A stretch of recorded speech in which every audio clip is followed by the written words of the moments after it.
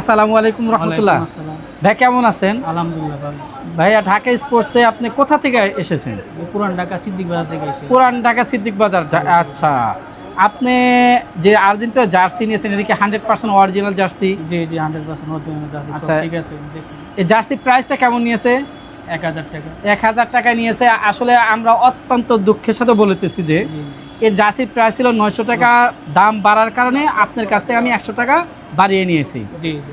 কারণ এখন মার্কেটে এগুলো জার্সি অনেক দাম বেড়ে গেছে।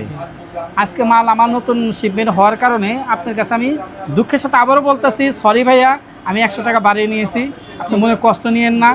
এবং আমার প্রত্যেকটা যারা ভিডিও দেখে আসবেন সকলের কাছে আমি আন্তরিক দুঃখিত যে আমার 100 টাকা এই জার্সিতে বেড়ে গেছে, সেজন্য আমি বাড়িয়ে দিয়েছি। আপনারা আমার কথায় কোনো কষ্ট নিয়েন না, কারণ বিগত দিনে 900 টাকা ছিল, আমি এখন 100 টাকা বাড়িয়ে দিয়েছি।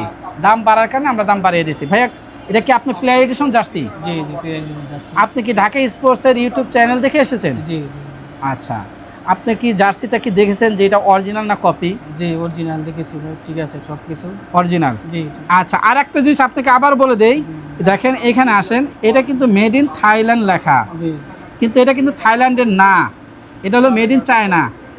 কারণ যারা থাইল্যান্ড বলে এগুলো মিথ্যা কথা বলে। আমি বড় বড় মতন বলে থাকি এটা প্লেয়ার এডিশনের জার্সি, কিন্তু এটা মেড ইন চায়না। ঠিক আছে দাদা? ওকে ঠিক আছে। ওকে, ভালো থাকবেন। আসসালামু আলাইকুম। ওয়ালাইকুম আসসালাম।